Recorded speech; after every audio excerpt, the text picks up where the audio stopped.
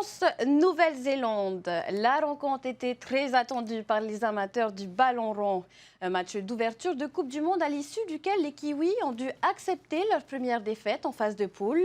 Les restaurants et bars ont fait le plein de supporters, comme dans une brasserie à Whare-Auté où nos journalistes Laure Philibert et Davidson Bennett se sont mêlés à la foule. Voyez plutôt. Elle a fait salle comble. Cette brasserie de Whare-Auté a été prise d'assaut par les supporters ce matin pour suivre le tout premier match de cette Coupe du Monde. Une affiche de prestige avec le pays hôte et l'une des meilleures équipes au monde. Ici, les soutiens du 15 de France sont optimistes. Au jeu des pronostics, ils sont loin d'être dans la demi-mesure. Je pense que l'équipe de France va les gagner facilement parce que c'est une très très belle équipe et des très très bons joueurs. Donc je pense qu'on a de grandes chances pour gagner et je donnerai 30-10 pour la victoire des Français. Je pense que là, la France va reprendre les rênes et on va marquer des essais.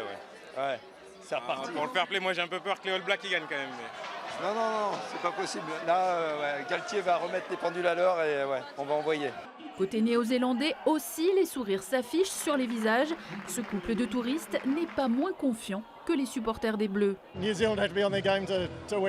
La Nouvelle-Zélande doit être dans le jeu pour gagner. C'était très prenant dès le début de la partie. Pour savoir qui va gagner, les All Blacks bien sûr. J'avais envoyé un message à un club de rugby local avant notre arrivée.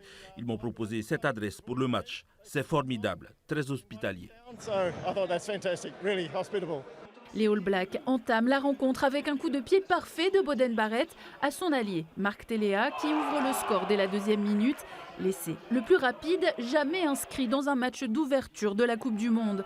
Une mêlée plus puissante et le pied en or de Thomas Ramos permettent aux Bleus de reprendre l'avantage et de le conserver à la mi-temps. À la reprise, un nouvel essai rapide de l'ailier kiwi Mark Telea. La France reprend la main et le carton jaune de Willie Jordan conforte les Bleus.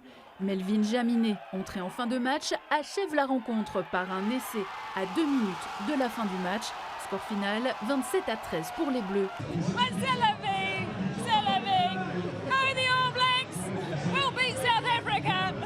ont eu de la chance, les coqs là aujourd'hui, ils ont eu de la chance. Sinon, on les a farcis au poulet là, les coqs. Mais on se voit en finale, les coqs. On se voit en finale. Incroyable. Mettre 29 points en black, c'était un rêve. Physiquement, on a été là. Et c'est un bon retour et on ne pouvait pas espérer mieux. À mettre autant d'avance dans une équipe comme ça, c'est inespéré.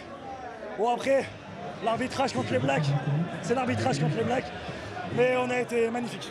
Ah bah il y avait du jeu, il y avait plus que du jeu là. On était en tension constante. Et bravo les Blacks, c'était beau. Juste aux toilettes. Mais là c'était nous. C'est tout. C'est tout. On se voit en finale. Que oui. Prochaine rencontre pour la France, ce sera jeudi 14 contre l'Uruguay. Quant aux All Blacks, ils affronteront la Namibie le lendemain.